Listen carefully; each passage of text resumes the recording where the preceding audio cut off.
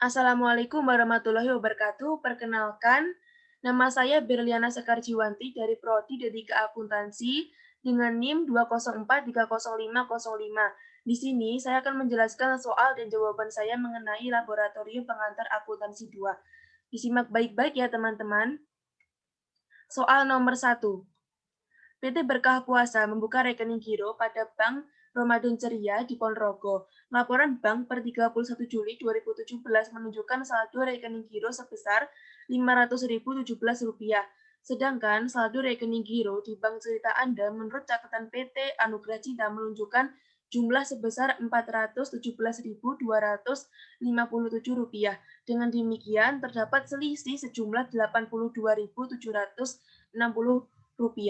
Untuk menentukan hal-hal apa yang menyebabkan perbedaan tersebut, perlu dibuat rekonsiliasi bank. Faktor-faktor yang menyebabkan perbedaan tersebut antara lain A. Setoran yang dilakukan tanggal 31 Juli 2017 sebesar Rp31.090 itu belum tercantum dalam laporan bank. Yang B. Sejumlah kredit memo dan dari bank per 28 Juli 2017 sebesar Rp50.000 belum dibukukan. Kredit memo ini timbul karena adanya penagihan WC melalui bank.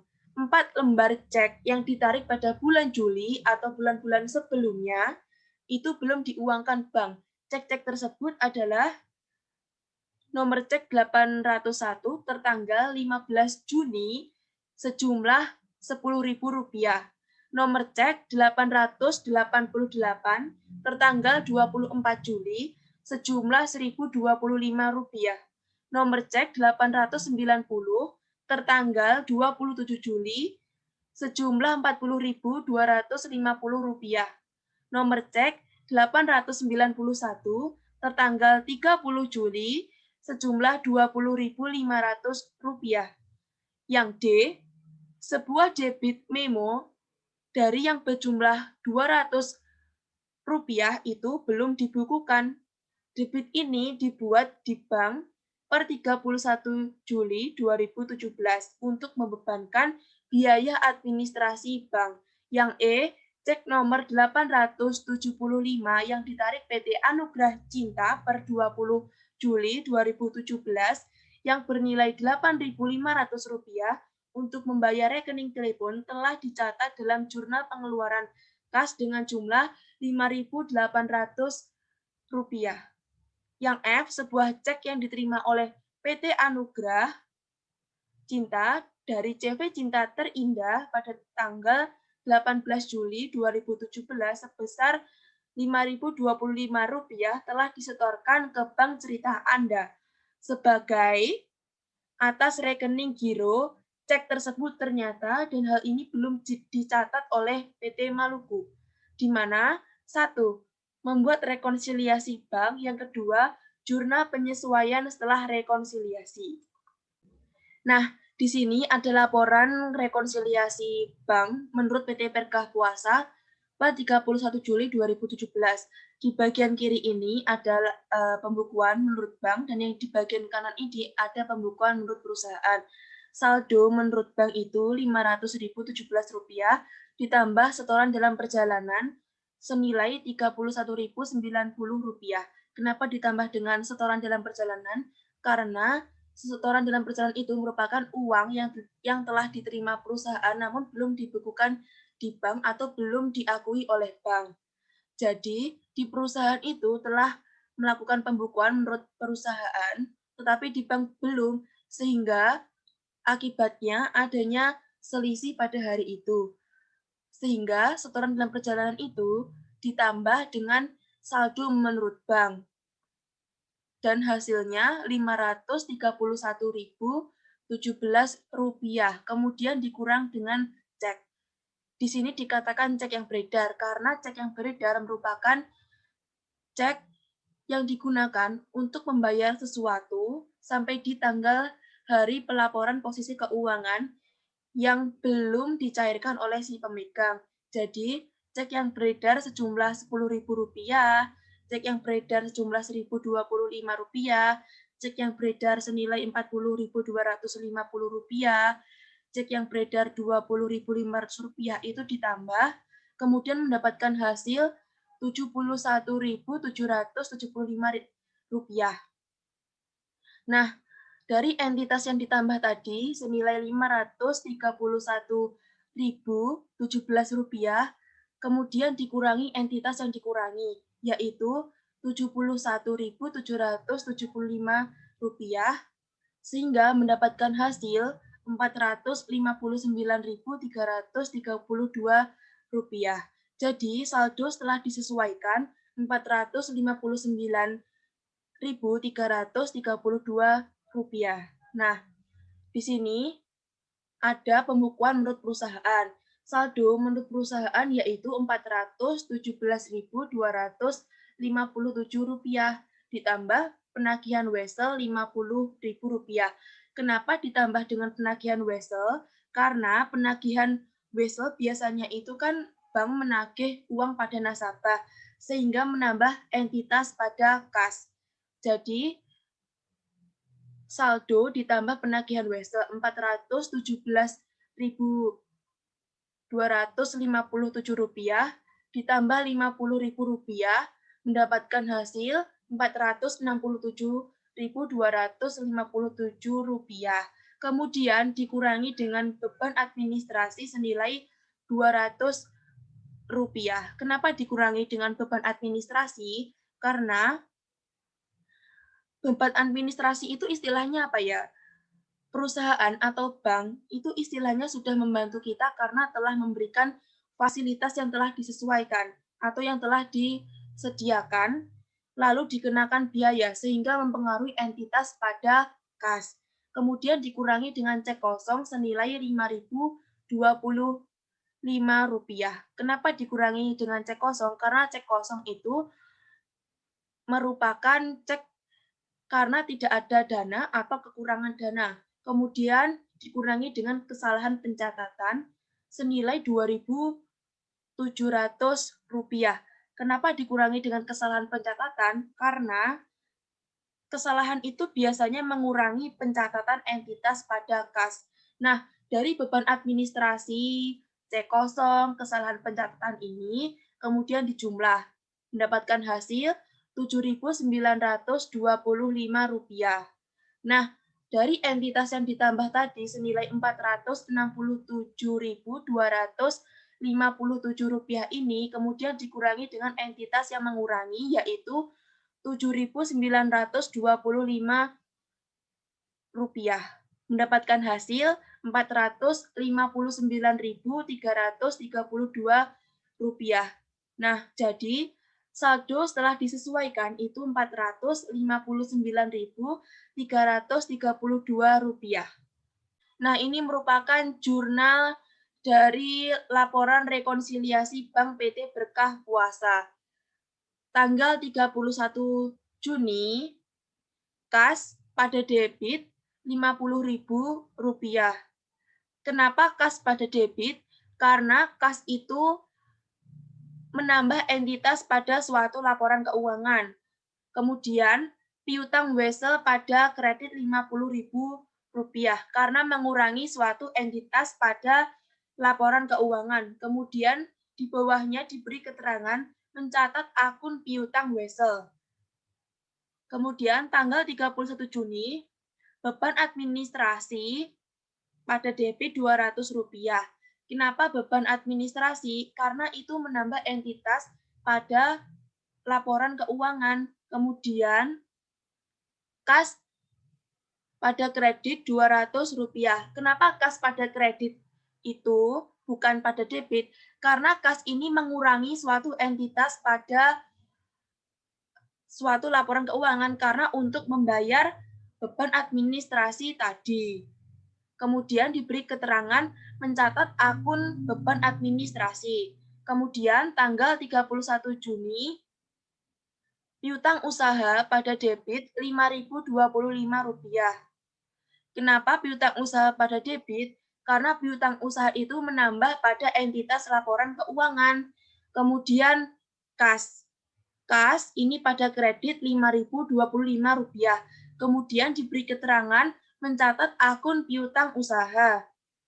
Dan yang terakhir, tanggal 31 Juni itu kesalahan pencatatan itu pada debit Rp2.700. Kenapa kesalahan pencatatan itu pada debit? Karena kesalahan pencatatan itu menambah entitas pada laporan keuangan. Kemudian kas pada kredit Rp2.700 karena mengurangi suatu entitas pada laporan posisi keuangan. Kemudian diberi keterangan memperbaiki kesalahan pencatatan cek nomor 875 tadi. Soal nomor 2. CV Kencana memiliki selembar piutang wesel kepada firma Dahlia. Wesel tersebut bernilai nominal Rp3.400.000 dengan jangka waktu 60 hari, kemudian bunganya 12% tertanggal 10 Mei. Diminta A. Tentukan tanggal jatuh tempo wesel tersebut. Yang B. Buatlah jurnal untuk mencatat pelunasan wesel tersebut dengan asumsi firma Dahlia melunasi wesel tersebut pada tanggal jatuh temponya. Di sini ada tanggal jatuh tempo, wesel CV Kencana, tanggal weselnya yaitu 10 Mei. Nah, Mei itu kan sudah bulan berjalan, jadi sisanya 21 hari. Kenapa 21 hari? Karena 1 bulan di bulan Mei itu ada 31 hari. Jadi 31 tadi dikurangi dengan 10, mendapatkan sisa 21 hari. Nah, lalu tadi kan jangka waktunya 60 hari. 60 hari kan 2 bulan kan. Jadi, bulan Mei itu kan sudah berjalan, maka dihitung 2 bulan berikutnya, yaitu bulan Juni 30 hari dan bulan Juli 9 hari. Kenapa di bulan Juli itu ada 9 hari? Karena pada bulan Mei dan pada bulan Juni itu 21 hari ditambah 30 hari itu kan 51 hari. Sedangkan jangka waktunya tadi kan 60 hari. Jadi 60 hari dikurangi 51 hari yaitu 9 hari pada bulan Juli. Yaitu tanggal jatuh temponya 9 Juli. Perhitungan pelunasan wesel. Nominal wesel tadi tertera Rp3.400.000 dengan bunga 12% dikali 60 per 360. Kenapa dikali dengan 60 per 360? Karena satu hari dalam setahun itu ada 360. Kemudian dikali lagi dengan nominal wesel tadi Rp3.400.000. Hasilnya yaitu 68.000. Nah, nominal wesel tadi ditambah dengan bunga Rp3.400.000 ditambah Rp68.000. Sehingga nilai jatuh temponya yaitu Rp3.468.000. Yang B, jurnal pencatatan pelunasan wesel. Tanggal 9 Juni, nama akun, kas pada debit Rp3.468.000 dan piutang usaha pada kredit Rp3.400.000 dan pendapatan bunga itu Rp68.000 pada kredit. Nah, ini kan tadi kasnya kan Rp3.468.000 pada nilai jatuh tempo tadi. Kemudian piutang usahanya tadi nominal wesel Rp3.400.000. Kemudian pendapatan bunga itu didapatkan dari 12% dikali 60 per 360 dikali Rp3.400.000 itu mendapatkan hasil Rp68.000 tadi. Soal nomor 3. 3 unit yang identik dari sepatu model tertentu dibeli selama bulan Februari sebagai berikut. Tanggal 8 Februari, keterangan pembelian sejumlah 1 unit dengan biaya Rp45.000. Tanggal 15 Februari dengan keterangan pembelian sejumlah 1 unit dengan jumlah Rp48.000. Tanggal 26 Februari dengan keterangan pembelian sejumlah 1 unit dengan biaya Rp51.000. Jumlahnya 3 unit itu Rp144.000. Biaya rata-rata per unit yaitu Rp48.000 diambil dari total biaya Rp144.000 tadi dibagi dengan total unit, yaitu 3 unit, mendapatkan hasil Rp48.000. Diasumsikan 1 unit terjual pada tanggal 27 Februari senilai Rp70.000. Hitunglah laba kotor pada bulan Februari dan persediaan akhir per 28 Februari menggunakan metode FIFO, metode LIFO, dan metode biaya rata-rata. Nah, di sini ada metode FIFO. Tertanggal 8 Februari itu dibeli 1 unit Rp45.000. Jadi saldo atau sisanya 1 unit Rp45.000. Tertanggal 15 Februari dibeli 1 unit itu Rp48.000. Jadi sisa atau saldonya 1 unit itu Rp48.000. Tertanggal 26 Februari itu 1 unitnya dibeli Rp51.000. Jadi sisa atau saldonya itu 1 unit Rp51.000. Kemudian saldonya itu ditotal menjadi 3 unit Rp144.000. Pada tanggal 27 Februari itu dijual 1 unit Rp45.000. Kenapa saya sertakan Rp45.000? Karena FIFO itu merupakan barang masuk pertama, keluar pertama. Nah, yang masuk pertama itu kan Rp45.000. Jadi yang keluar pertama harus juga Rp45.000. Kemudian sisa atau saldonya itu tinggal 1 unit Rp48.000 dan 1 unit Rp51.000. Kemudian ditotal menjadi 2 unit sejumlah Rp99.000. Laba kotornya jadi Rp70.000 tadi dikurangi dengan yang masuk pertama dan keluar pertama tadi Rp45.000, mendapatkan sisa Rp25.000 dan persediaannya yaitu Rp99.000. Kemudian di sini ada metode LIFO. Nah, di sini tertanggal 8 Februari dibeli 1 unit Rp45.000. Kemudian sisa atau saldonya 1 unit Rp45.000. Terus tertanggal 15 Februari 1 unit dibeli Rp48.000. Kemudian sisa atau saldonya itu 1 unit Rp48.000. Tertanggal 26 Februari 1 unit itu dibeli Rp51.000. Kemudian sisa atau saldonya itu 1 unit Rp51.000. Kemudian ditotal menjadi 3 unit sejumlah Rp144.000. Lalu pada tanggal 27 Februari itu dijual 1 unit Rp51.000. Kenapa saya sertakan Rp51.000? Karena LIFO itu merupakan masuk terakhir, keluar pertama. Jadi yang masuk terakhir itu kan Rp51.000 pada tanggal 26 Februari ini. Maka yang keluar pertama berarti Rp51.000 ini. Kemudian sisa atau saldonya yaitu 1 unit Rp45.000 dan 1 unit Rp48.000. Kemudian ditotal menjadi 2 unit sejumlah Rp93.000.